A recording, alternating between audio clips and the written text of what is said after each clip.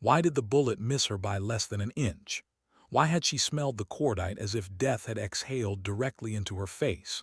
For a moment, Captain Diana Morgan could almost hear her father's voice across time and distance, steady, unwavering. "If you're watching me through your scope, I've been watching you for 30 seconds."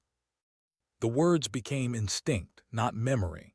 Her hands didn't shake, though her heart jolted like a misfired cartridge. Through her scope she saw him, a Russian sniper tucked into the rocks, smiling with the smugness of someone who believed he had just ended the legend whispered across these valleys. The Ghost of Kandahar. A foolish mistake. He'd fired at her decoy, a rag-stuffed uniform propped with believable precision. Now she knew exactly where he was. Diana's finger curled on the trigger, a subtle pressure, never a jerk. Her father had taught her patience in the Blue Ridge Mountains of Virginia, and patience was death's most loyal companion. The sniper's head burst like overripe fruit and the rocks behind him bloomed red. Her kill count climbed to 37. 37 duels, 37 victories, none lost.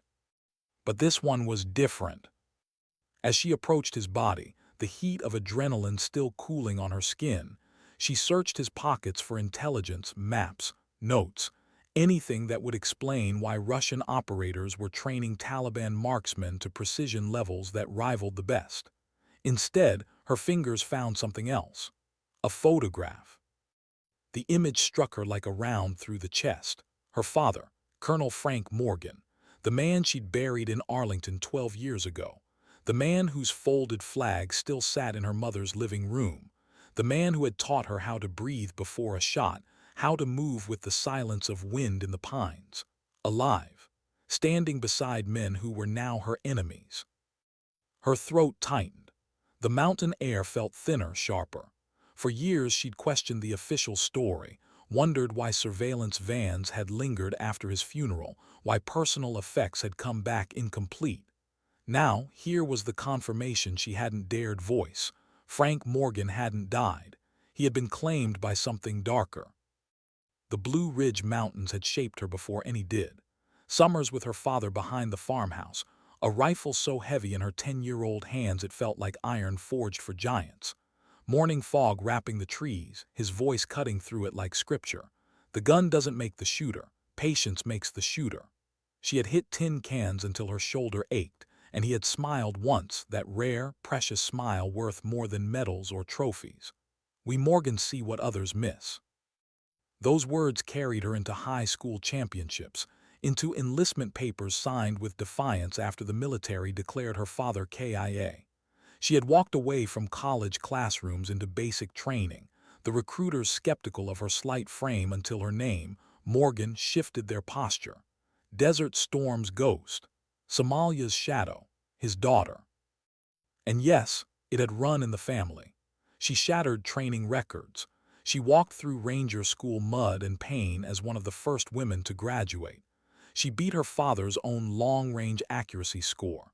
Every bullet she placed on steel was an act of defiance against a closed casket that never convinced her. Yet no matter how many records fell, one truth gnawed at her nights. She didn't know how he had died or if he had died at all. The dreams came. A dim corridor, her father's hollow face, maps drawn in charcoal, Russian words repeating like riddles. The eagle returns to the empty nest. Each time she woke drenched in sweat, certain her subconscious was screaming at her. He was alive. And now proof in her pocket. Her mission should have ended there with confirmation of a Russian training nexus. But it didn't. The photograph changed everything. She didn't report it over comms. Not yet. Truth had a way of corroding trust. And if Frank Morgan had truly walked from his own grave into the company of America's enemies, then Diana's war was no longer against nameless snipers in rocky valleys. It was against blood itself. At night she remembered another lesson from childhood, one her friends could never understand when they laughed about fishing trips or football games with their fathers. Frank Morgan didn't play games. He built her into an instrument. He would wake her at 2 a.m. just to test if she noticed a window open half an inch. He would dress her in suits they stitched from burlap and grass. He would sit her for hours in the brush watching deer, whispering, The shot is the last 5%. 95 is patience. 95 is unseen. He'd forged her for the hunt, and now she realized the hunt was not just professional, it was personal. When the army came calling with a mission brief unlike any other, she didn't flinch.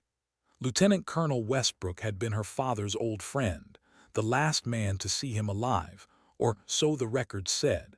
In a locked office with a signal jammer humming, Westbrook leaned close, his voice carrying weight that pressed on her like a trigger against bone. "The official record is false," he confessed. "Your father didn't die on a simple mission. He was part of something called Project." Her pulse hammered. She remembered whispers, files she could never access, shadows her clearance couldn't reach. Westbrook went on, was never just training, it was conditioning, enhancements, experiments. Her father had volunteered, so had Westbrook. They'd been shaped into weapons meant to survive alone, to kill without reliance on command or support. But after 9/11, the program had resurrected and consumed Frank Morgan whole. And when it fell apart in 2010, he didn't die. He disappeared. Westbrook slid satellite photos across the desk. A mountain compound on the Afghan-Pakistan border. Figures blurred, but one with the broad build of a man she knew too well. Diana's heart sank. Her father's ghost wasn't just alive. He was orchestrating something larger. The mission laid itself out with clinical clarity. 37 coalition soldiers had already fallen to precision sniper fire in weeks. These weren't farmers with rusted rifles. They were operators, trained, supplied, directed. She was to hunt them and, if fate aligned, face the truth about Frank Morgan. She accepted without hesitation. The next morning, under the heavy sky of Afghanistan, she entered the briefing room where men who didn't trust her gender or her reputation glanced sideways, silent in judgment. They knew her name but not her resolve. She didn't need to prove anything with words, but when she spoke, she did so with the same cadence Frank Morgan had taught her in the mountains. Calm, precise, undeniable. "We're not responding anymore," she told them, tracing lines across the valley map. "We're not taking the textbook positions. We're going to hunt them." Her plan drew silence, then reluctant nods.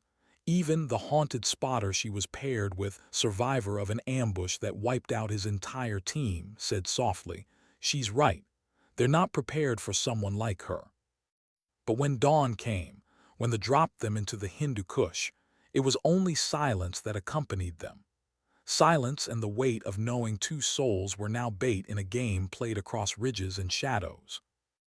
Hours into their mission, crouched in an old Soviet cave turned into an observation post, Diana's past pressed against her present like a ghostly hand. The stillness, the patience, the quiet breathing through scopes, it was her childhood in Virginia all over again. Only now, instead of tin cans, it was men. Instead of trophies, it was bodies that wouldn't get back up. The first target appeared on a ridge. Concealed, precise, patient, almost a mirror of herself. For one breath, one suspended second, she felt the edge of hesitation. To fire was to reveal herself. To wait was to risk Americans dying. But she was Frank Morgan's daughter. The trigger broke like a whispered vow. The enemy crumpled. Another duel ended. She hadn't lost. She never lost. Yet as she leaned over the body later, finding Russian identification in his jacket, she realized the game was deeper, older, more dangerous than any single valley firefight. These weren't just enemies. They were threads in a net tightening around her.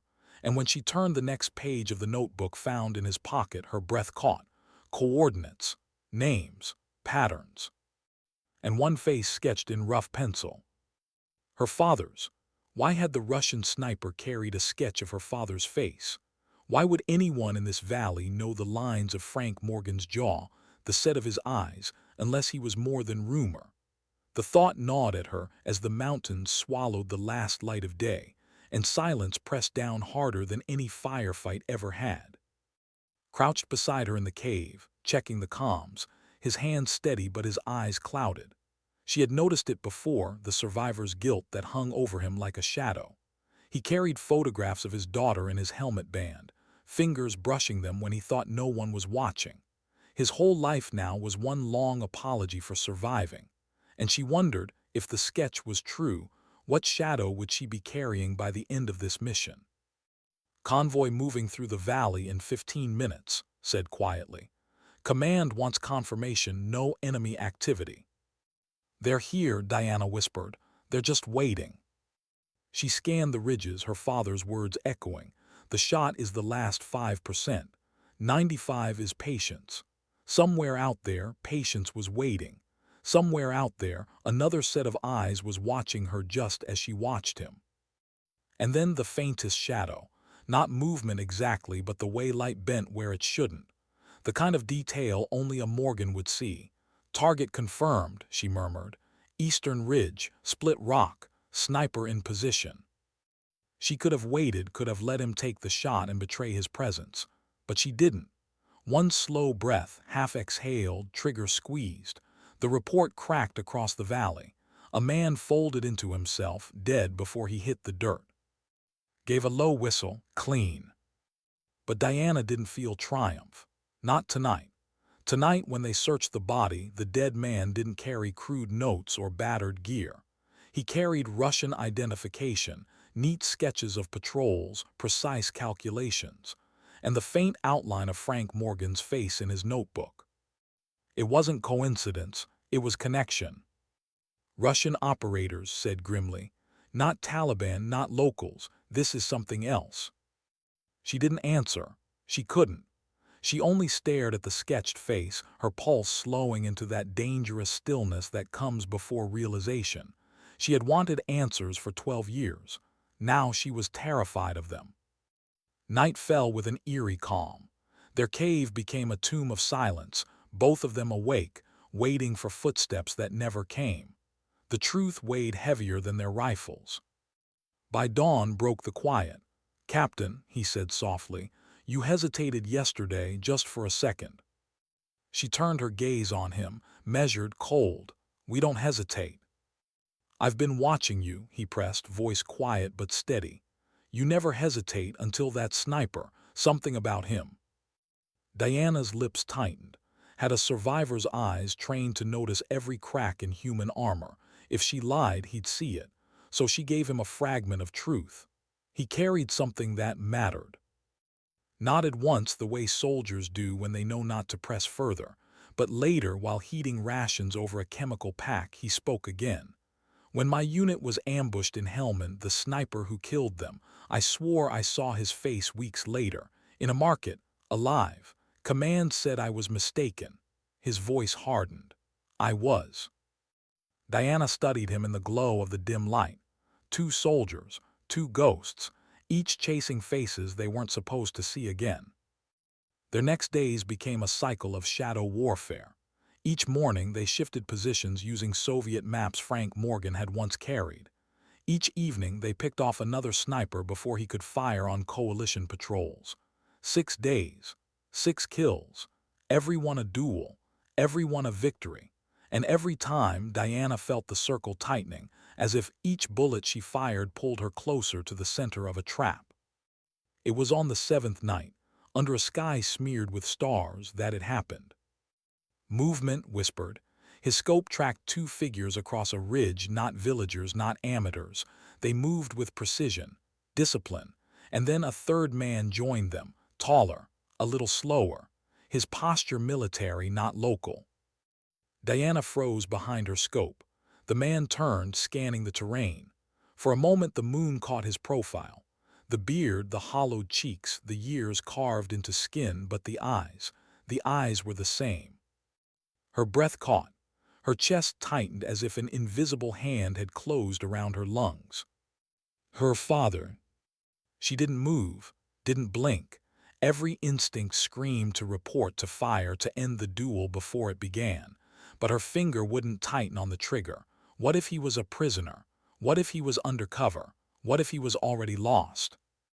The 3 men broke away, scattering like shadows before she could decide. The moment passed. The valley swallowed them.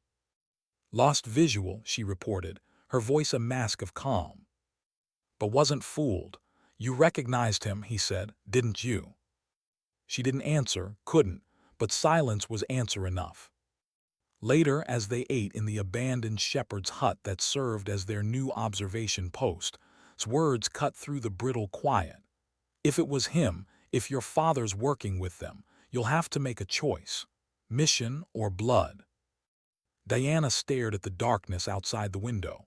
Somewhere out there, her father lived. But was it really him? Or just the shell of a man shaped by something she didn't understand?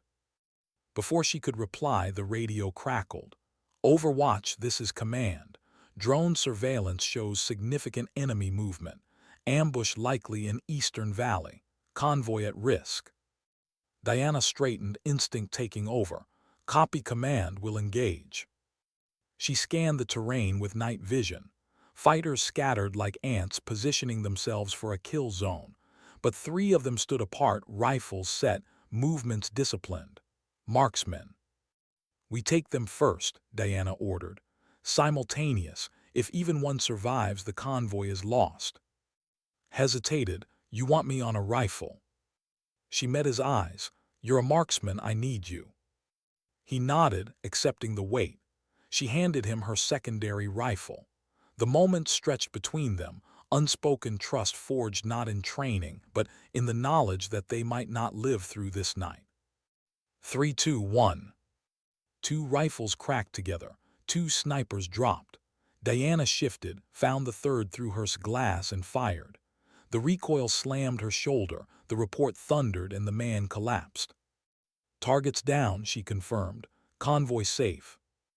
Silence followed, then command's voice. Well done. Be advised, heat signature approaching your position. Single individual, unknown. Both Diana and turned their scopes toward the valley path. A lone figure approached. Calm, deliberate, rifle slung, hand raised in peace. Captain Diana Morgan, the man called in accented English. Your father sends his regards. Diana's rifle snapped up, trained on his chest, mirrored her. Identify yourself, she demanded. My name is, the man said steadily. I serve only as messenger. He waits for you, tonight, alone. Her pulse pounded, her skin went cold. How do I know this isn't a trap? Reached slowly into his pocket, held out an object. The brass compass. The same compass Frank Morgan had carried through every deployment, the one he'd used to teach her navigation in the Virginia woods. The same compass she had dropped as a child, leaving a distinctive scar across its casing. Diana's breath caught. No one could fake that. Where? She whispered. Abandoned Soviet command bunker, said. 3 kilometers east. He will wait until dawn. Come alone or he will be gone. And then he was gone, melting back into the dark. His jaw tightened. Captain, this is a trap. Report it, call it in. You know what protocol demands. But she couldn't. The compass burned in her hand like fire. No report, she said. That's a direct violation of. This is my operation, she cut him off. I'll handle it. Stared at her, the conflict raw in his face. Finally, he pressed a small device into her hand, a tracking beacon. At least let me know where to find you if it goes bad. She nodded once, clipped it to her belt, and then in the silence of a war-torn night, she slipped away. The bunker rose like a ghost from the rocks, its rusted doors half open, light flickering within. She pressed close, every sense alive. And then the voice. You can come in, Diana. Her father's voice. She entered, rifle raised. Lantern light carved shadows across maps, across walls marked with Soviet notations, and there he stood. Older, thinner, hair gray, face cut by 12 years of survival, but the eyes, those Morgan eyes. You came alone, he said, not as question, not as surprise, simply as fact. She kept her rifle trained on him. Are you a prisoner? He smiled faintly. Do you see guards, restraints? Then explain, she snapped. Why are you alive? Why are you here? Frank Morgan's expression darkened, and for the first time in 12 years, Diana heard the truth she both longed for and feared. Because wasn't what you were told. Because I was never meant to die. And because the man you think is your father, he paused, his eyes holding hers like crosshairs locking, has been changed. Do you measure the distance between the father you loved and the man standing in front of you? Is it years? Is it battles? Or is it something deeper, the moment his eyes no longer recognize loyalty the way you do? Diana kept her rifle locked on him. The bunker smelled of dust and fuel, like the ghosts of wars long gone. Lantern light flickered across her father's face, the same lines, the same eyes, but sharpened into something harder. Changed how? She demanded. Frank Morgan's voice was steady, too steady. Wasn't just training. It wasn't just endurance or fieldcraft. It was about conditioning, chemical enhancements, psychological anchoring, optimizing human assets. Her chest tightened, mind control. Not the science fiction you imagine, he said. Refinement, breaking old loyalties, replacing them with efficiency. A soldier who does not falter, a sniper who never hesitates. I volunteered, Diana, I believed in it. By the time I realized the price, it was already inside me. She studied him, every breath like glass in her lungs. So what happened? The mission in 2010, was that real, or was that part of their experiment? His gaze flickered, and for a moment she saw something human, shame maybe. The mission was real, the high-value target was real, but I was also the experiment, to see if I could execute under conditions most men would break from. And I did. But extraction failed. I was captured by a Russian unit. They recognized what had been done to me because they had their own version of, their own conditioning program. And you defected, Diana spat. I survived, Frank corrected. The word cracked between them like a gunshot. I adapted. They gave me a choice, cooperate or be paraded through Tehran as an American assassin. I chose survival, and while I cooperated, I gathered intelligence on something greater, Shadow Directive. Their answer to, not national, not even Russian, multinational, a network building deniable assets, assassins programmed through science and psychology. Diana's grip tightened on her rifle. He spoke with conviction, as though the words were polished by years of use. But conviction didn't make them truth. If what you're saying is real, she said slowly, why not come home? Why not tell someone? You could contacted us. Contact who? He snapped, eyes flashing. The same officials who authorized are still in power. You think they'd welcome me back? No, they'd bury me in a black site, recondition me, redeploy me, erase me. The system doesn't forgive loose ends. And I, Diana, his voice softened, dangerously so. I was their sharpest edge. Her arms ached from holding the rifle, but she didn't lower it. Not yet. You've been meeting with them, she accused. Russian operatives, Taliban fighters. I saw it with my own eyes. That's not intelligence gathering, that's collaboration. I'm playing a role, he said firmly, to expose them, to dismantle them from inside. I feed them enough to maintain their trust. Meanwhile, I've been collecting documentation, names, plans, compounds. He gestured toward a concealed wall panel, his movements slow, deliberate. It's here. Proof. The bunker groaned as another distant explosion rattled its walls. Dust fell from the ceiling. Somewhere outside, the night was tearing itself apart. Frank opened the panel, drawing out waterproof containers. He set them on the table one by one. Inside, microfilm slides, flash drives, handwritten notes, maps, lists, photographs of men Diana had never seen and some she had. And then a small vial of clear liquid, glinting under lantern light. This, he said, is their compound, the conditioning agent, a variant of what they used on me. It makes a man more than a soldier, it makes him obedient. Diana stared at the vial. The idea of her father, America's deadliest sniper, reduced to a lab rat in someone's experiment, it twisted her stomach. But it was his tone that disturbed her more. Clinical, detached, like he was explaining weather patterns, not something that had stolen 12 years of their lives. You're asking me to commit treason, she said. I'm asking you to save lives, he countered. Shadow directive plans to deploy 30 conditioned snipers across Europe and the United States. Deniable assets, pre-programmed to kill targets that will destabilize governments, economies, alliances. Imagine waking one morning and realizing assassins are already in your cities, already moving with orders they don't even know they carry. This isn't treason, Diana. This is survival of the world you thought you were serving. She wanted to believe him, wanted desperately to believe that beneath the gray hair and hardened lines her father still lived. But then her eyes caught a detail, a small device beneath his jacket, a blinking light. Her breath froze. "What's that?" she asked, voice low. He glanced down too slowly. "Perimeter alert system." Too slow. Her rifle snapped up, finger brushing the trigger.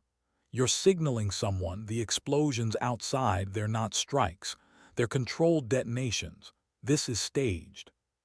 His face changed then. Something in it hardened, flattened. It wasn't shame or fear. It was calculation, cold and deliberate. "You always were my best student," he said quietly. "The perfect Morgan legacy." Diana's stomach dropped. "You're working for them," she whispered. "I'm working for the future," he replied. His words came measured, precise. Shadow directive isn't Russian. It isn't American. It isn't about borders. It's the first stateless intelligence operation. Beyond flags, beyond fragile governments. You could join me, Diana. You could be more than just another disposable tool of a country that will discard you the moment you falter. Her pulse roared in her ears. "You want to turn me into what they turned you into." "I want to free you," Frank said, "from the illusions you still cling to, from loyalty to a system that's already compromised, from the weakness of hesitation. You've seen it yourself. You never lose, you never miss. That's not chance, that's legacy. It's in your blood. You and I together could shape what comes next." She shook her head. "You're not my father. My father died 12 years ago." Something flickered across his face. Disappointment, maybe, or just the last echo of a man who once believed in something pure. Then it was gone. "That's unfortunate," he said. And then the dart hit her neck. She ripped it out with a grunt, firing as her vision blurred. Her shot grazed his shoulder, and he moved with a speed that didn't belong to a man his age. Cold, inhuman speed. The sedative was brutal. Her limbs turned to stone. The floor rose to meet her. Her rifle slipped away. Through the fog of chemical weight, she saw him kneel beside her, his voice distorted, echoing like it was coming from inside her skull. "Don't fight it, Diana. Soon you'll understand. The conditioning process is illuminating." Her last thought before darkness took her was of, alone in the mountains. Maybe already dead. Maybe still waiting. Maybe the only one who would remember her as she had been, not as whatever her father wanted her to become. When she woke again, she was bound. The roar of helicopter rotors filled her ears. Cold restraints cut into her wrists and ankles. Her father sat across from her, shoulder bandaged, documents in his lap. His eyes studied her with clinical detachment. "Welcome back," he said. "We're going somewhere important." And as the helicopter carried her into the unknown, Diana realized the truth she had feared for 12 years. The man across from her was not the father she remembered. He was something else now, something made. And he wanted to make her too. How long had she been unconscious? Hours, days, or just long enough for the world she knew to dissolve into something sterile and cold? The first thing she registered was water, cold, shocking, splashing across her face. She gasped, jolting awake, only to find herself restrained in a medical chair that seemed designed less for treatment and more for dissection. Metal bands, not straps, molded around her limbs, tightening whenever she strained. Electrodes pressed against her temples. The room was white, bright, soulless, humming with machinery that whispered of experiments rather than healing. "Cognitive response normal," said a voice with a faint Eastern European accent. A woman in a lab coat stood over her, calm, clinical, her face indifferent. "Subject demonstrates resilience even after prolonged sedation." Diana's throat felt raw. Where am I? This is an evaluation center, the woman replied, eyes never leaving her tablet. I am doctor. You've been here for 36 hours. Preliminary assessment is complete. Your neurological resistance is remarkable. Even your father showed more susceptibility at this stage. He's not my father, Diana snapped. Finally looked up, tilting her head with curiosity like a scientist observing an unexpected result. Interesting distinction. Genetically he is. Perhaps you are correct. Enhancement isn't replacement, Captain Morgan, it's evolution. Diana's skin prickled as prepared a syringe filled with amber liquid. This is a neural mapping compound. It will help us identify pathways for conditioning. You're wasting your time, Diana said flatly, but she couldn't stop the needle from piercing her arm. The burn hit her bloodstream instantly. Colors fractured. The walls split into spectrums.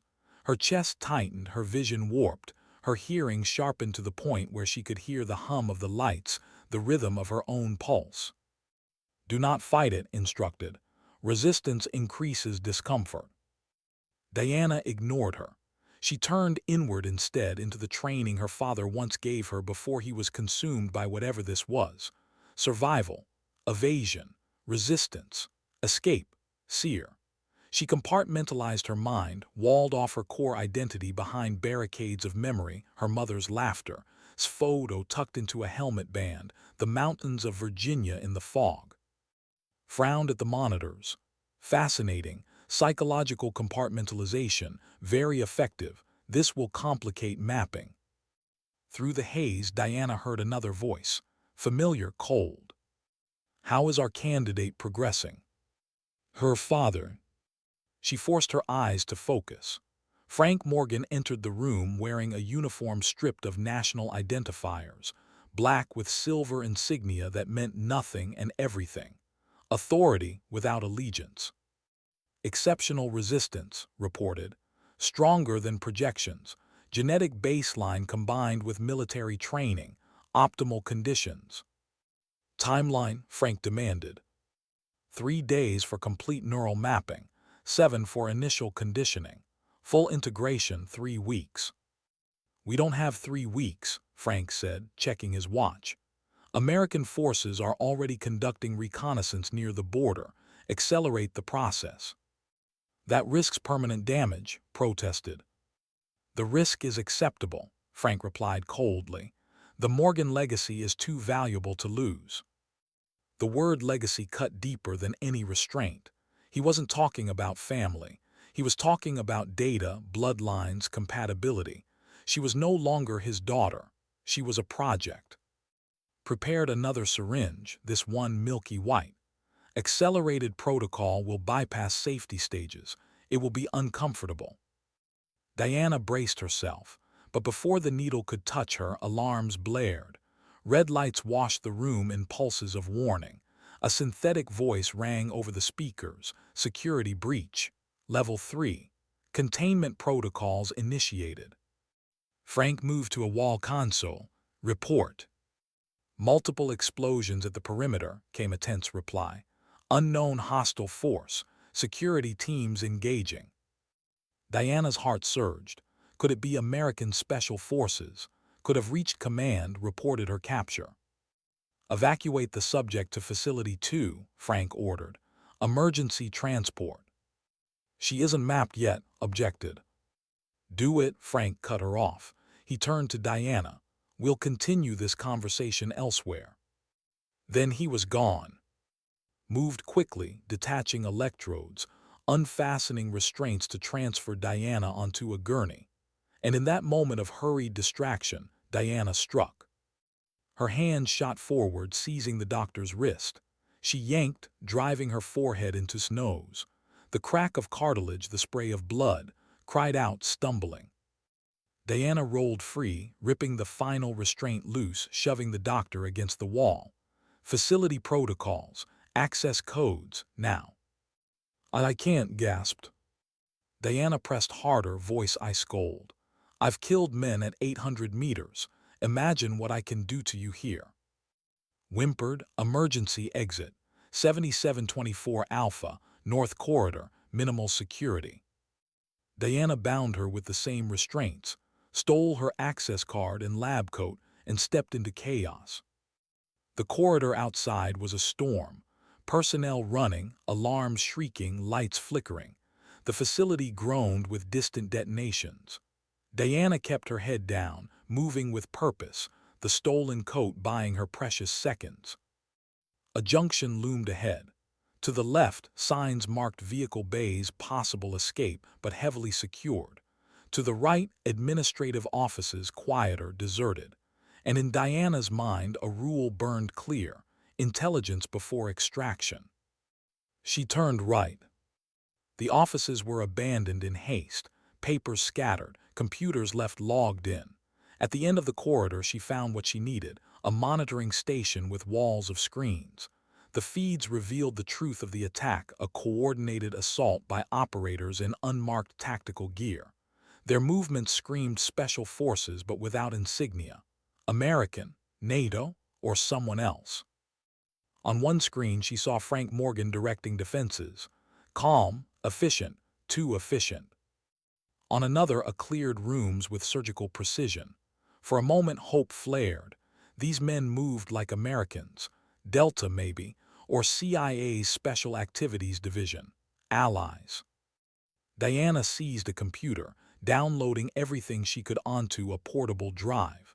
Facility schematics, personnel rosters, shipping manifests for medical supplies routed across Europe, and the U.S. cover companies masking something darker. The Shadow Directive wasn't just an outpost, it was a network. Her eyes caught another feed: a laboratory, technicians scrambling to evacuate cases marked with biohazard symbols. One label burned into her memory: Proteus 7. The compound, the chemical her father had spoken of. If she could secure a sample, America would have proof. She moved through maintenance corridors, navigating by schematics she had memorized. The walls shook with gunfire and blasts. Voices shouted in Russian, English, Pashto, a war within walls. She reached the laboratory's service entrance. 3 technicians rushed to load cases onto trolleys. 2 armed guards covered them. Diana triggered the fire suppression system. White chemical mist flooded the room. Shouts erupted. Confusion. She slipped in, seized a smaller case marked Proteus 7, and vanished back into the maintenance shaft before anyone noticed. The alarms screamed louder. The facility was breaking. At the far end of the corridor, she heard it: American voices. Tactical clipped. 2 rooms clear, junction secure. Her chest clenched. She stepped out carefully, drawn low. American personnel, be advised. Captain Diana Morgan, U.S. Army approaching. I am armed but friendly. Weapons swung toward her. 4 operators in advanced gear, visors up just enough for her to see American eyes. Their leader stepped forward. Identify yourself. Authentication. She rattled off her service number, unit designation, and the code she'd memorized before deployment. Captured 48 hours ago. Facility is Shadow Directive. I have intelligence, and I have the compound. The team leader nodded slowly. Major David Reeves, Delta, we've been looking for you. Your spotter wouldn't shut up about finding you. Her throat caught. He's alive. Very much so, Reeves said. Fought through half a valley to get the message out. Relief hit her harder than any drug. Was alive. She handed over the case containing Proteus 7. This is what they're using. This is how they're making assassins. Reeves secured it. Our priority is you, extraction first, intel second. But before they could move, Frank Morgan's voice thundered over the PA system. Calm, cold. All personnel, Protocol Omega is now active. Secure assets, prepare for evacuation, 15 minutes. Reeves frowned. That doesn't sound good. Diana's stomach turned to stone. Scorched earth, she whispered. They're going to destroy the facility, and maybe more. The floor shuddered as another detonation rippled through the walls. Time was running out. What kind of father turns the ground beneath his daughter into a coffin? What kind of soldier calls destruction protocol? These were the questions Diana carried in her chest as the bunker groaned, the walls shuddering like the bones of something alive and dying all at once. "Move," Major Reeves barked. His team flowed down the corridor like water around stone, rifles sweeping corners, voices clipped and urgent. Diana moved with them, but she wasn't one of them. She was a passenger in someone else's fight, her pulse pounding with a different mission, not just survival but confrontation. The red lights pulsed faster. The PA crackled again, Frank Morgan's voice as calm as if he were giving a lecture. "Protocol Omega ensures no trace remains. If you are not part of the future, you will not survive the present." "Arrogant son of a," one of the operators muttered. Diana swallowed the surge of anger. Her hands wanted to tremble, but she kept them steady, her father's lessons still carved deep. The enemy reads hesitation first in your weapon, then in your eyes. The team moved toward the vehicle bay, but the air shook with another explosion. The ceiling buckled. Fire bloomed down the corridor they'd intended to take. Reeves swore, pivoting his men back toward the service tunnels. "Extraction point Bravo is compromised," Reeves snapped into his mic. "Reroute to Delta, confirm." A voice crackled back through interference. "Delta unstable. Birds inbound, but you need to reach surface. 4 minutes." "Copy," Reeves said. He turned to Diana. "You still good to move?" Her face was streaked with soot, her muscles burning, but her voice was steel. "I'm moving." They pressed into a narrower tunnel, the concrete walls with age and neglect. Diana's mind wasn't on the dust or the gunfire echoing through side corridors. It was on the silence between detonations, the rhythm of destruction. Frank Morgan's rhythm. He was shaping the battlefield, even here, even now. A sharp whistle cut through the chaos. The team froze. A moment later, the corridor erupted with sniper fire, rounds sparking from walls, one man screaming as a bullet tore through his thigh. Reeves yanked him back, dragging him behind cover. "Contact left, high position." Diana didn't hesitate. She rolled, propping her rifle against a cracked support beam. Through the dust and chaos she saw him, a shadow directive sniper prone behind sandbags, scope trained down the tunnel. He was good, almost perfect. But not perfect enough. Her round shattered his scope, then his skull. He dropped, body twitching. Silence returned, broken only by the groans of the wounded operator. Reeves glanced at her, eyes narrowing with respect. "That shot just saved us. Never seen reflexes like that." Diana didn't answer, because she knew the sniper she just killed hadn't been aiming for Reeves' men. He'd been aiming for her. Her father was closing the circle. They pushed forward. The tunnels twisted, smoke thickening, air growing hotter. Somewhere above, the facility burned. Somewhere below, explosives ate away at foundations. 2 minutes, Reeves shouted. They reached a reinforced stairwell leading up to the surface. The team hustled, boots pounding metal steps. Diana followed, her chest tight. She could taste freedom, the cold mountain air just beyond. And then she heard it. The voice. "You're running the wrong direction, Diana." It came not through speakers, not through radios. It came from above, echoing down the stairwell itself. Her father stood silhouetted in the doorway at the top, backlit by firelight, rifle slung casually, as if this were just another hunting trip in the mountains of Virginia. Reeves froze, rifle snapping up, hands where I can see them. Frank ignored him. His eyes never left Diana's. "Leave with them and you'll always wonder. Stay with me and you'll understand." Diana felt the air tighten, the weight of choice pressing down like a second set of restraints. Her team, her father, survival, truth. Reeves' voice cut the tension. "Captain, don't listen. We need to move." But Frank's words cut deeper. "They'll take the compound, the intel, and bury it, just like they buried me. You'll go back to being their pawn, a ghost they'll discard when convenient. or you can come with me and finally see who the enemy really is." Her hands ached on her rifle, her chest screamed with conflict. And then a thunderous crack, sniper fire. One of Reeves' men spun, hit in the chest. Blood sprayed the stairwell. "Ambush!" Reeves roared. His men returned fire, suppressing unseen shooters in the smoke. Frank didn't flinch. He just stepped back into the firelight, fading like a shadow. "Diana," he called one last time, "choose." Then he was gone. Chaos exploded. More rounds ricocheted through the stairwell.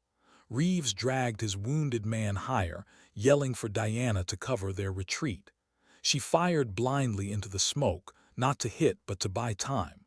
Her heart pounded like a war drum. By the time they broke through the exit hatch onto the mountainside, the facility behind them was a furnace. Flames clawed into the sky. The mountain itself seemed to tremble, as if choking on the destruction inside it. A swooped in, rotors chopping the smoke. The team shoved the wounded aboard. Reeves hauled Diana in last. The helicopter lifted, wind and fire whipping across her face. From the open door she looked back. The facility collapsed inward, swallowing itself. For a moment she thought she saw a figure standing on the ridge above the fire, tall, unmoving, watching her.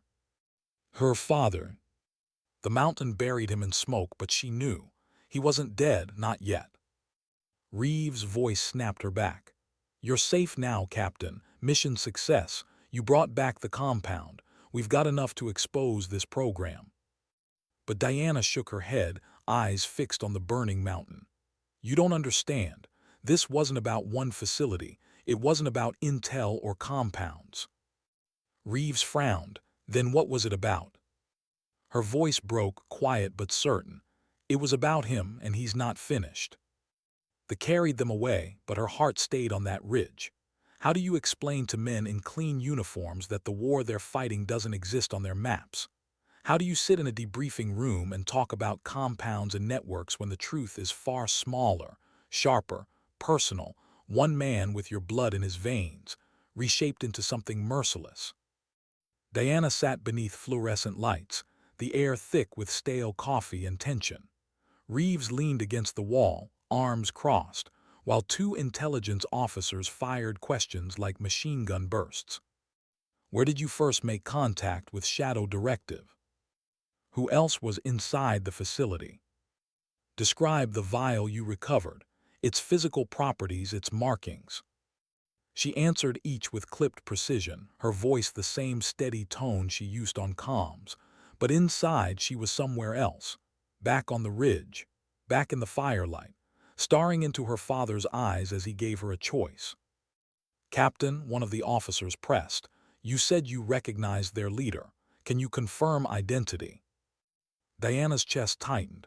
She hadn't told them, not fully, not yet. "I can confirm," she said carefully, "that he has extensive training, former U.S. doctrine, operates with sniper-level precision." The officer frowned. "Name?" Her mouth went dry. The truth trembled on her tongue, but she locked it away. If she gave them her father's name, if she gave them Frank Morgan, they would bury it, not pursue it, not expose it. Bury it in some black archive where families never read the footnotes. "Unknown," she lied. Reeves' eyes flickered, studying her. He knew. He'd seen the way she froze at the stairwell, the way her rifle wavered when her father spoke. But he said nothing. Not here. The officers pressed on, but their questions were shallow, predictable. Timelines, weapon systems, whether she'd been compromised by conditioning. She answered until the words blurred into static. Finally, they dismissed her with a rehearsed thanks and promises of continued evaluation. She stepped outside into the desert air. Dawn was rising, pink and gold over the horizon, but she felt none of its warmth. Was waiting by the barracks, leaning on crutches, his thigh bandaged from the valley fight. His face broke into relief at the sight of her. "Captain." She closed the distance, gripping his shoulder. "You made it." "You too," he said, voice rough. "I thought," he stopped, swallowed. "I thought I'd lost you." For a moment, neither spoke. The war had stolen words from both of them, leaving only the silence of survival. Finally, his eyes narrowed. "So, are you going to tell me, or keep pretending?" "Tell you what?" she asked. "In the stairwell," he said quietly. "I saw him, the way you froze, the way he looked at you. That wasn't just another target, Diana, that was blood." Her chest ached, always cut through armor, always saw the wound underneath. "It was him," she admitted at last, the words barely more than breath. "My father, he's alive, and he's leading them." Closed his eyes, a curse slipped through his teeth, and command. "They can't know," she said sharply. "Not yet. If I tell them, they'll bury it. Call it classified, deny he exists. I need proof. I need to end this myself." Studied her, torn between loyalty to her and the oath they both swore. "That's not protocol." "Neither is any of this," she shot back. He let out a long breath, leaning heavier on his crutch. "Then you're not going alone." She wanted to argue, wanted to keep him safe, away from the black gravity of her father's shadow, but the look in his eyes stopped her. He was already in this fight, long before she admitted it. That night, while the base quieted, Diana moved through the operations tent like a ghost. Files stacked on desks, screens glowing with intelligence chatter, most of it clutter distractions. But tucked in one feed, she found what she was searching for: intercepted comms flagged as low priority. Russian, not standard military bands, encrypted but cracked. The words chilled her blood. Asset relocation. Phase 2. Mediterranean theater, target integration imminent. And beneath the chatter, coordinates. A coastal city in Greece. Her father wasn't hiding. He was moving, expanding. Limped up behind her, "You find him." She nodded, folding the paper into her pocket. "We don't have much time. If Phase 2 starts, they'll unleash conditioned snipers across Europe. It won't just be soldiers dying. It'll be officials, civilians, anyone they're programmed to eliminate." Rubbed his jaw. "And you think command's going to authorize a two-man op into Greece?" "They won't," she said. "That's why we don't ask." He gave her a grim smile. "So we're ghosts now." "Just hunters," she corrected. 2 nights later, they were gone. Off the books. No flight plan filed. Just 2 soldiers moving through shadows with nothing but forged orders, scavenged gear, and the quiet fury of unfinished business. Athens was alive with noise, sunlight bouncing off marble facades, the sea glittering like something untouched by war. But beneath the beauty, Diana felt it, the hum of something unnatural, the weight of men who moved like predators instead of tourists. They watched from rooftops, blending into the city's chaos. Worked his contacts, whispered to locals who owed favors, traded stories for scraps of intel. And slowly the pattern emerged. Safe houses tucked in plain sight, cars that never parked twice in the same place, men who carried themselves not like soldiers but like shadows. Diana tracked them, step by step, her father's rhythm still echoing in her bones. It led her to an old shipping warehouse on the Piraeus docks. Rusting cranes stood like grave markers. The sea lapped quietly against concrete piers. At night, the place came alive with hushed movement. Crates shuffled in and out, men in unmarked gear. And at the center, she saw him. Frank Morgan. Standing on the dock, speaking with men whose accents shifted between Russian, Arabic, and something colder, the language of money. He moved with authority, his gestures sharp, commanding, and the men listened.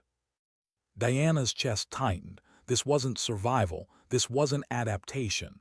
This was leadership. He wasn't their prisoner, he was their architect. Beside her whispered, "So what now? Call in it." She shook her head.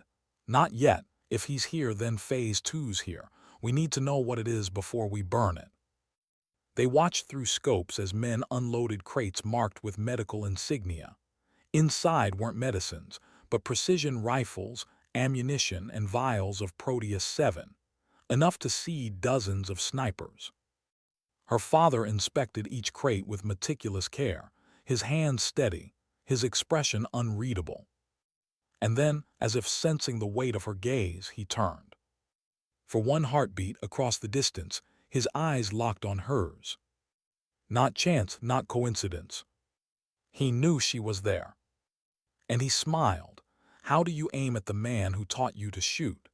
How do you steady your breath, settle your scope, and remember that blood doesn't mean loyalty? The question pressed against Diana's ribs as she lay prone on the rooftop, the city's salt wind brushing her cheek.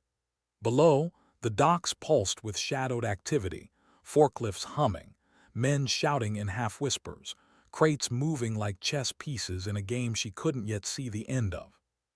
Beside her adjusted his spotting scope. That's at least 20 crates of rifles, he muttered, and twice as many chemical vials, enough to outfit a company. Diana's jaw tightened. Not a company, snipers. They're seeding the field with hunters. Every crate is a duel waiting to happen. She slid her scope across the dockyard until it landed on him, Frank Morgan. He stood with the quiet gravity of command, speaking to a man in a tailored suit whose polished shoes didn't belong anywhere near salt water or rust. The suit handed him a case. Frank opened it, revealing stacks of documents and photographs. Targets. Exhaled sharply. That's their playbook, political hits, civilian leaders, infrastructure heads. You scatter 30 snipers across Europe with orders like that, he trailed off, shaking his head. Cities choke without firing a shot. Diana's finger rested near the trigger, just a fraction of pressure and it would all end. The docks, the network, the nightmares, one shot. But she froze. Because Frank didn't move like a target. He moved like a mirror. Every shift of his weight, every tilt of his head, echoed the rhythm he had drilled into her as a teenager. He wasn't just another name on a list. He was the reason she was what she was. And killing him meant killing the last of who she had been. Take it, whispered, urgency cracking his voice. Diana, you have the shot. She steadied her breath. 1, 2. But her chest refused to release. Her father's voice, not the cold commander but the memory of campfire nights, Virginia hunts, echoed in her head. Never pull the trigger unless you're certain you'll never regret the sound. Her finger eased off. Not yet. Swore under his breath. Not yet might cost us. Below, Frank snapped the case shut and handed it back. He turned slightly, not toward her, but just enough. Just enough to let her see the faint smile tug at his lips. He knew. He always knew. Diana's gut twisted. He's baiting me. And then the dock erupted. A truck backfired, or maybe it was a charge planted deliberately. The sound was cover. Within seconds, gunfire shredded the night. Figures in black tactical gear stormed the docks from both sides. Not local police. Not NATO. Another shadow within shadows. Cursed, yanking his rifle tight. Who the hell are these guys? Diana's heart sank as she spotted their insignia, a serpent coiled into an infinity loop. Not Russian, not American, shadow directive, reinforcements. Her father didn't flinch. He raised his hand and the dockyard snapped into formation like puppets on strings. Crates wheeled into defensive barriers. Snipers took high ground. The battle was orchestrated in seconds. Radio crackled, picking up stray chatter. Phase 2 compromised. Secure the asset, extract the architect. Diana froze, the architect. Her father wasn't just a leader in this. He was the architect, the designer of the entire program. Her chest burned. He built it, all of it. Shadow directive is his. Gunfire cracked across the docks. Diana and shifted, covering angles, but their position was already compromised. A round hissed past her cheek, splintering brick. She ducked, rolling to the stairwell. They've got, shouted. They bolted down, boots pounding steel, weaving through alleys until they spilled into the dockyard itself. Smoke stung their eyes, shouts echoing in Russian, Arabic, English. Every corner was a duel waiting to happen. Diana raised her rifle, dropping one sniper as he aimed toward. Another shot whistled past her ear. She pivoted, firing without hesitation. Every movement was instinct, muscle memory carved by the very man orchestrating this chaos. Through the haze she saw him. Frank, standing on a shipping container, directing fire with one hand, rifle in the other. Calm, untouchable. His eyes swept the battlefield and then landed on her. For a moment the war muted. Just father and daughter, locked in the kind of duel no training could prepare her for. He lifted his rifle slowly, almost reverently. She mirrored the motion, heart hammering. Two hunters, one shot away from ending bloodlines and legacies. His voice broke the silence. Diana. A grenade arced through the air. She dove, the blast shredding the container beside her. Shrapnel tore her shoulder, fire lancing down her arm. She bit back a scream, rolling behind cover. When she lifted her scope again, he was gone. The battle raged. Shadow directive forces pushed crates onto trucks, evacuating vials and rifles. Operators in black laid down suppressive fire, buying time. The serpentine insignia gleamed under floodlights. Crawled beside her, panting. "We're outnumbered 2-1. We can't hold this." Diana's teeth clenched. "We don't need to hold it, we need to burn it." She scanned the dock until her eyes landed on stacked fuel tanks by the water. The lifeblood of the operation. If they couldn't capture the supplies, they could deny them. Followed her gaze. "That'll take all of it with it, including us if we're not careful."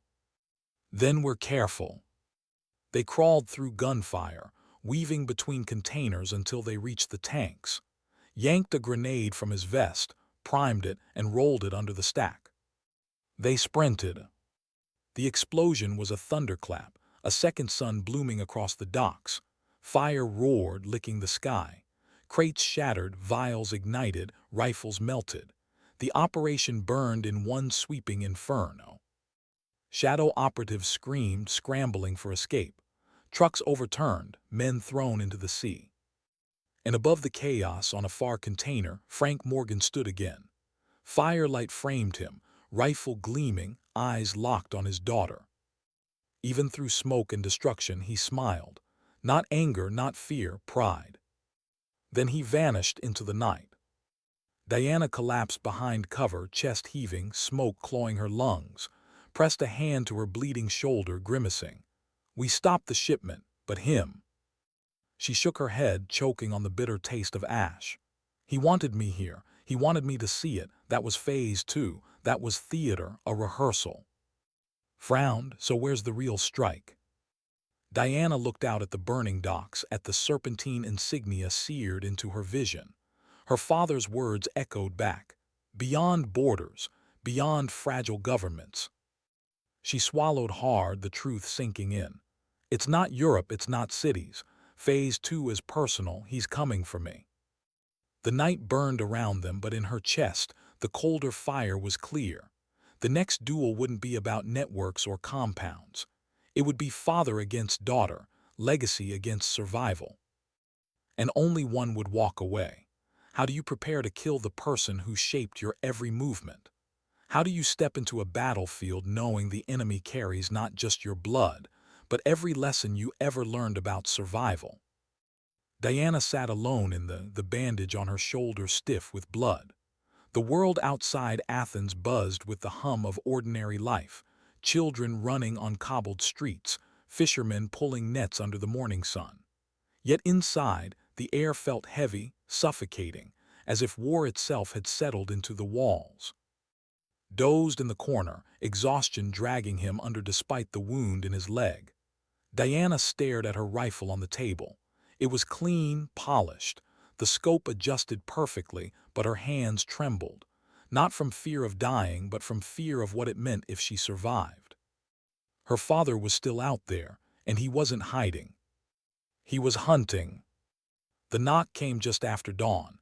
3 taps, measured, familiar.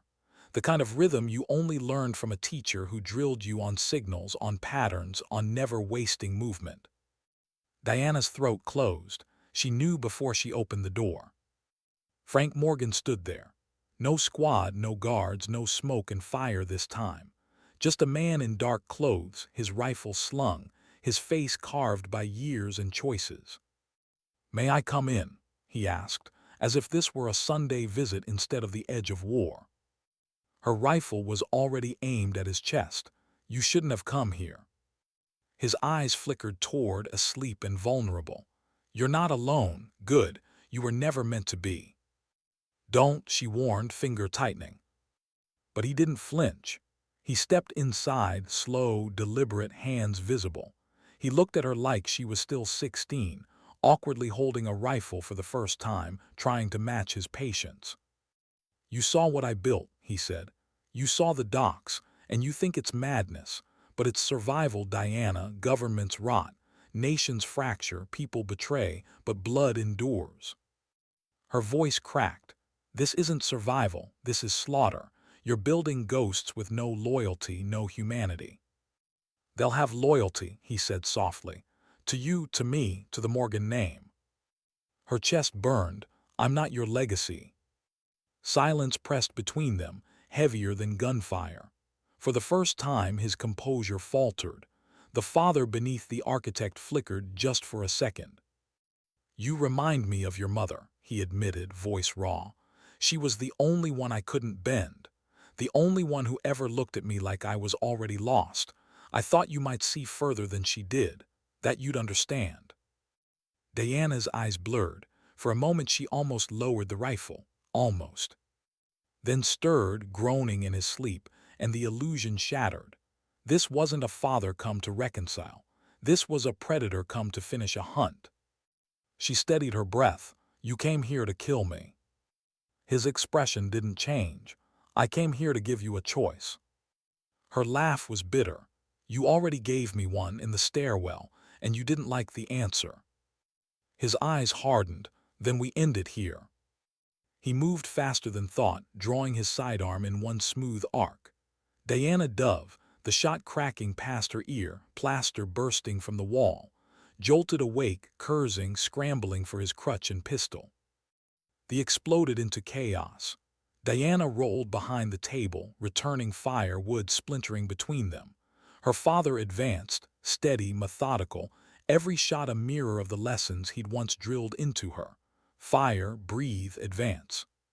"Stop wasting bullets," he called, voice calm even as rounds hissed. "You'll run dry before I do." She ignored him, shifting low, firing toward his legs. He perfectly, always perfectly.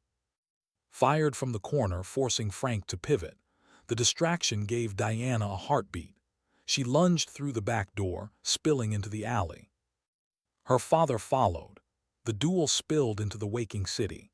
Vendors shouted in confusion, windows shattered under stray fire, civilians scattered. Diana sprinted through narrow streets, ducking into courtyards, using stone walls for cover. Frank hunted her, relentless, never rushing, always closing angles with the patience of a predator. Every time she thought she'd gained distance, his shadow fell over her again. Finally, she reached the old amphitheater on the hill. Empty at dawn, its stone steps stretched like scars from another war. She climbed, lungs burning, until she stood in the open circle. And there he was. Frank emerged from the shadows, rifle in hand, eyes locked on hers. No more words, no more choices, just the silence of two snipers facing each other across a battlefield as ancient as blood. Diana dropped to one knee, rifle steady. He mirrored her, the same stance he'd taught her years ago, 2 breaths aligned, 2 hearts counting down. The city held its breath with them. She thought of her mother, of the men and women who'd never know why assassins came for them in the dark. She thought of all the duels she'd survived, all the hunters she'd outlasted. And she knew. Her father was the last duel. He fired first. The round tore past her cheek, grazing flesh, heat and pain exploding across her skin. But she held steady, pulling her trigger half a second later. Her shot struck home. Frank staggered, rifle dropping, the echo rolling across the amphitheater like thunder. He fell to his knees, one hand pressed to the wound in his chest, blood blooming against his dark shirt. Diana rose, rifle trembling, breath ragged. She stepped closer, every movement heavy with years of weight. Her father looked up at her, eyes glassy but still sharp. "I knew you never lose a duel." She swallowed the stone in her throat. "I didn't want to win this one." He coughed, blood on his lips, but his smile was faint, almost proud. "Then maybe you already did." His eyes dimmed, his body sagged, and the man who had been both teacher and target, father and enemy, collapsed onto the stones of history. Diana stood over him, chest heaving, tears streaking through soot and blood. The amphitheater was silent except for her heartbeat. Arrived moments later, limping, pistol still in hand. He froze at the sight, his voice was low. "It's over." She shook her head, eyes on the body. "No, it'll never be over, but it's ended here." They stood in silence, the rising sun painting gold across the stones. The world outside Athens stirred awake, unaware of the war that had ended in the cradle of its history. Diana finally slung her rifle, her voice steady, almost a whisper. "Sometimes dignity doesn't speak, it simply acts." And with that, she turned away, leaving behind the body of the man who had been her first teacher, her last enemy, and the only duel she wished she'd never had to win.